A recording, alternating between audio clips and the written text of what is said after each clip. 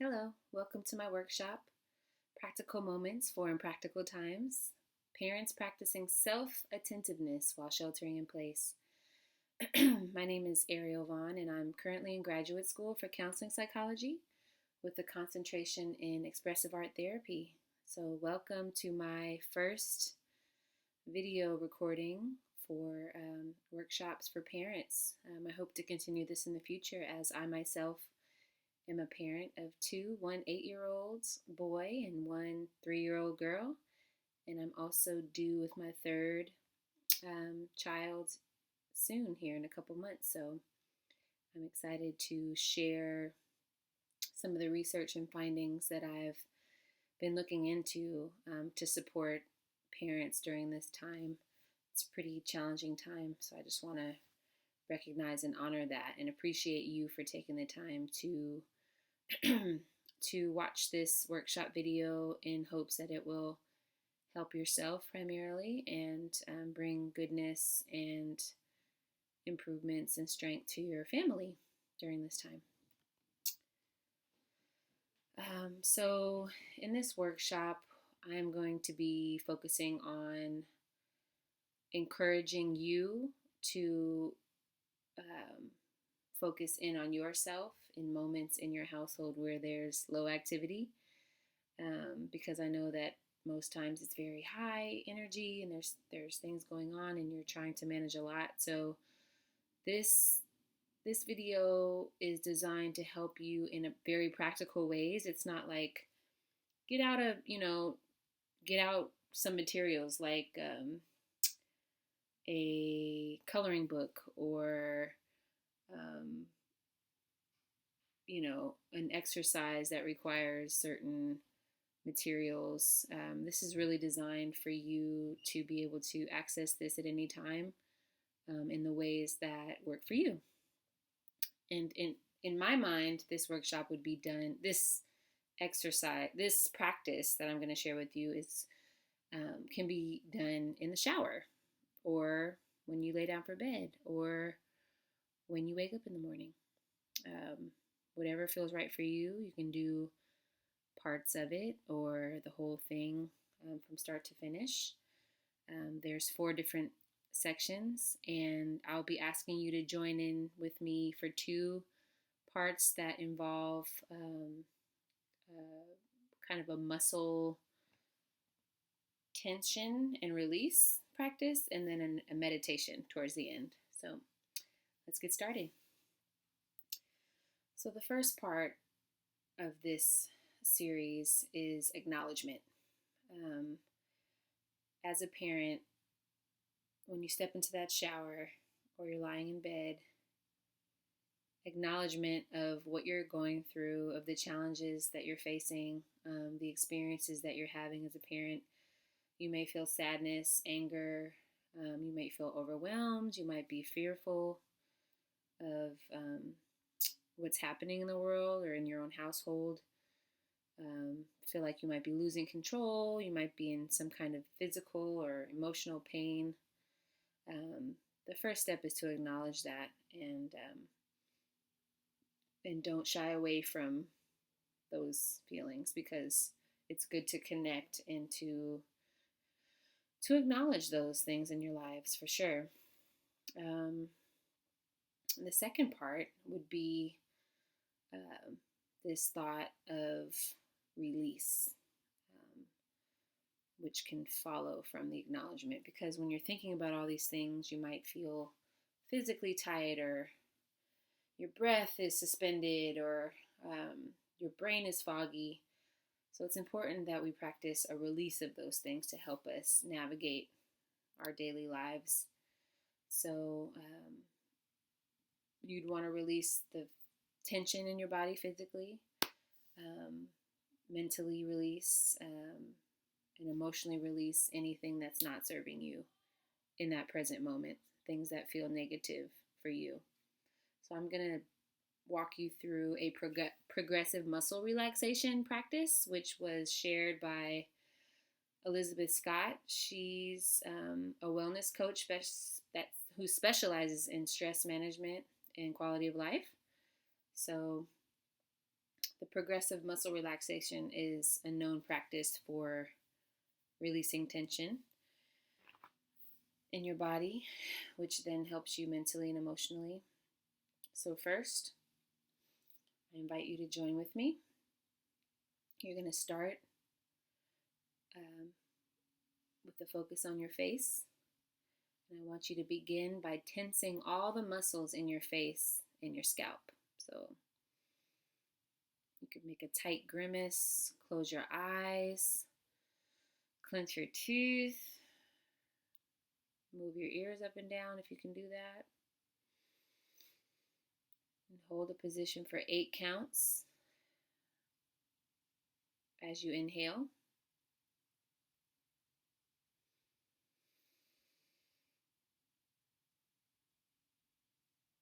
Now exhale and relax your face completely.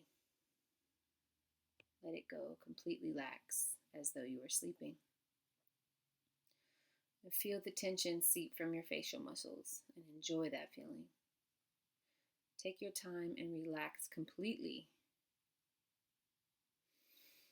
If you feel like your face needs some extra love, feel free to repeat those 8 counts, holding the tightness and then release. Now let's move to your neck.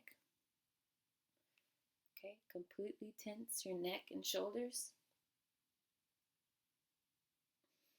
Again, while you're tensing your neck and shoulders, inhale and count to 8.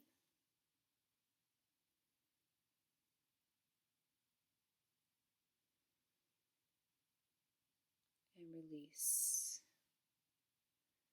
Let yourself melt away in that release. Being that we often hold a lot of tension in our neck and in our shoulders. You might want to repeat that for yourself until you're completely relaxed and just let yourself go.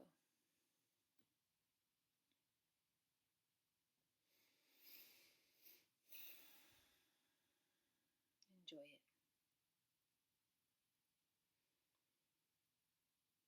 So at this moment, we're not going to work through the entire list in person together, but I will list it out verbally, and I will also provide a breakdown of the sequence so you can use this in the future for yourself. So after the neck and shoulder area, you would then work your way down to your chest and abdomen, your entire right arm, your right forearm and hand, which includes making a fist, your right hand, your entire left arm, your left forearm and hand, and again, you'd make a tight fist, your left hand, your bottom, or your booty, whatever you want to call it, your entire right leg, your lower right leg and foot, your right foot, your entire left leg, your lower left leg and foot, your left foot,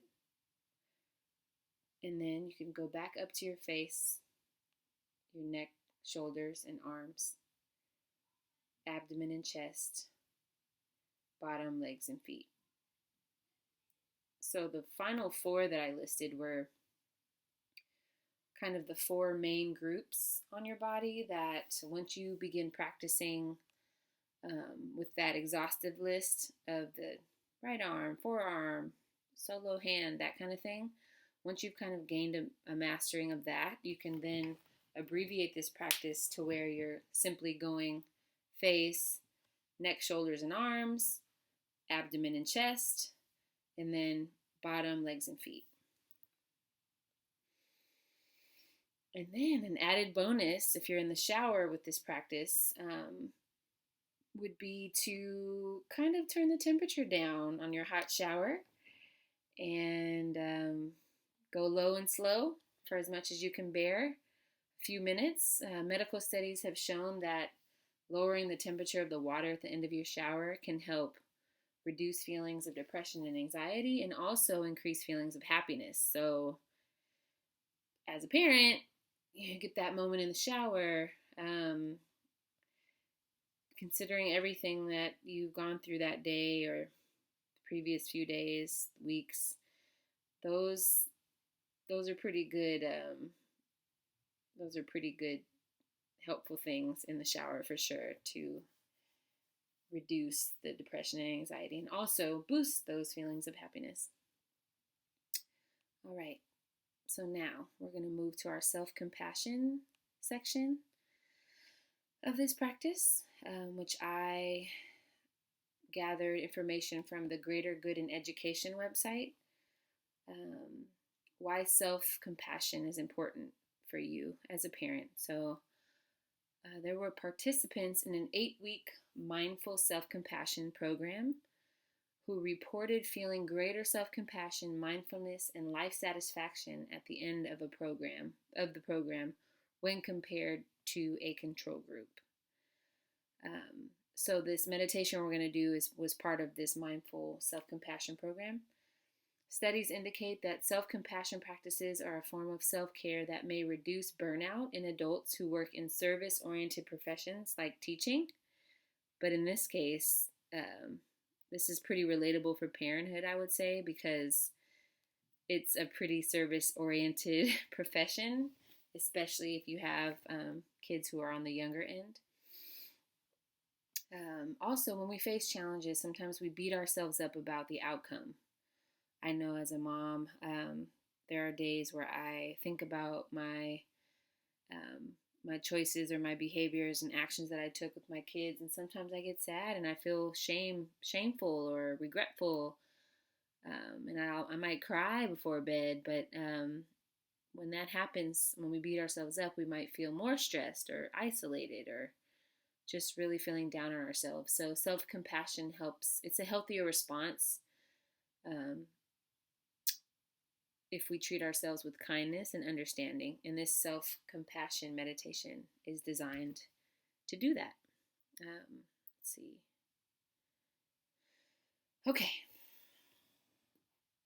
So I'm going to keep my eyes open so I can read through my transcript for this meditation, which I will also post, and you can use this in the future when you want to go back to this practice again, or if you'd like to rewrite this meditation in a way that feels better for you, different words and phrases that are more aligned with your unique, individual, and lovely self, would be awesome if you did that. So I invite you to join me in this meditation. If you could bring your eyes to a close or a soft gaze, whatever feels right. This meditation is a self-compassion meditation of revealing, loving presence. You can do this practice anywhere. Just ensure you have a quiet or semi-quiet space. We'll begin by simply settling into the breath and body. As you inhale, notice sensations of breath throughout the entire body. As you exhale, relax and release that attention. Inhale, notice the sensations. Exhale, relax, release. Continue this pattern of noticing.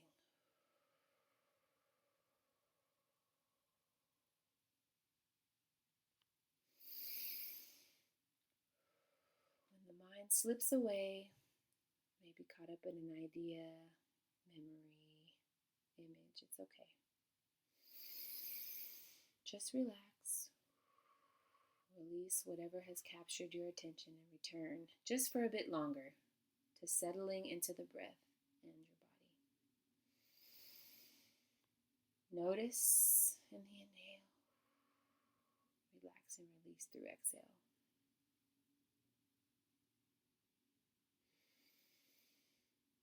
We'll now shift and focus our attention away from the breath and the body and into our practice of self-compassion.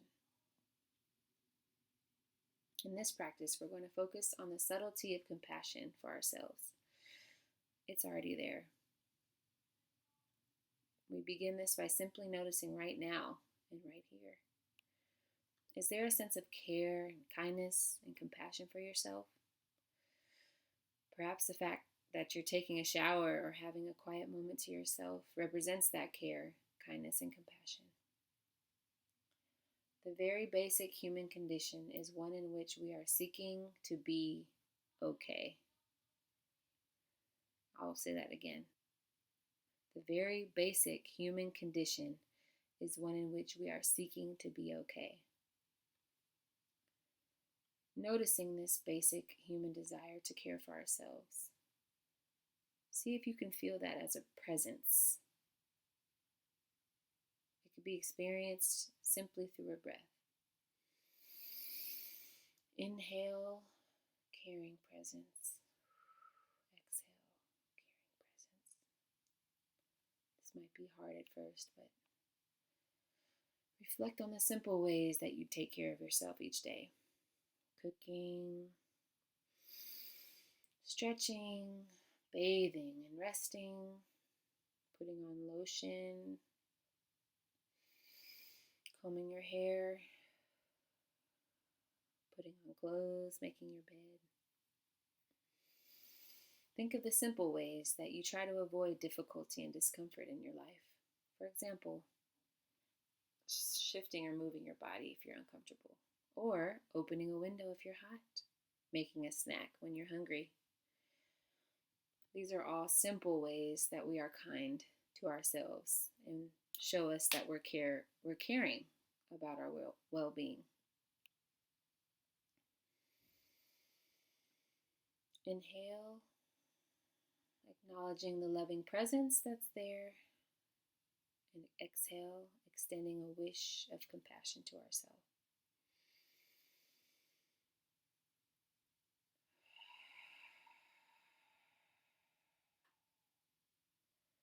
Setting our mind towards an intention of caring is a way to create a natural form of resilience and relaxation.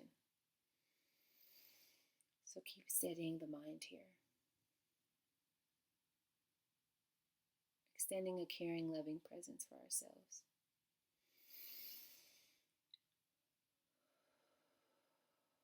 Consider continuing this feeling of loving presence until the next time you try this practice. What have you done for yourself today? It's as simple as that.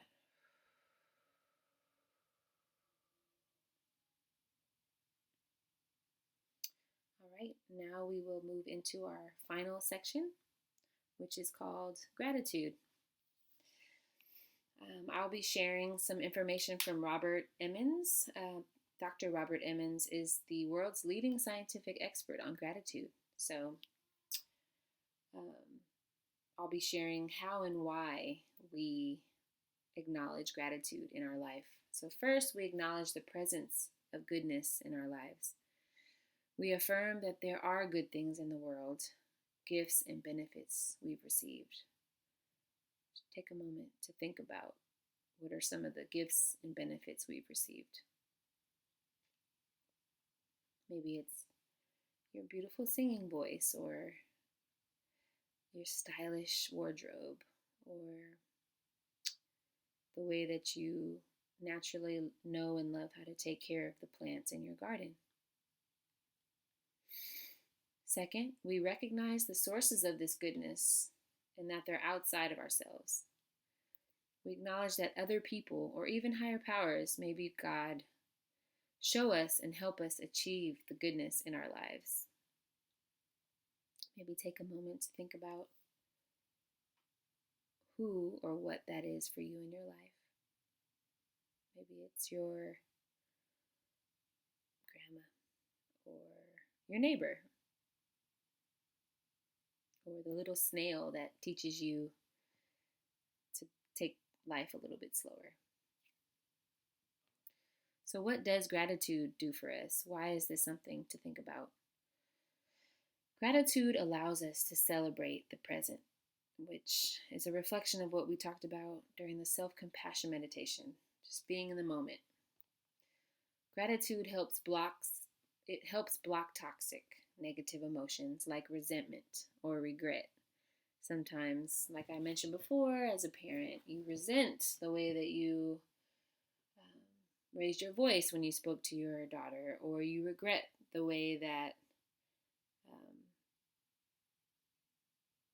the way that you forgot to notice that your son was upset when he was on a Zoom call with his friends in class.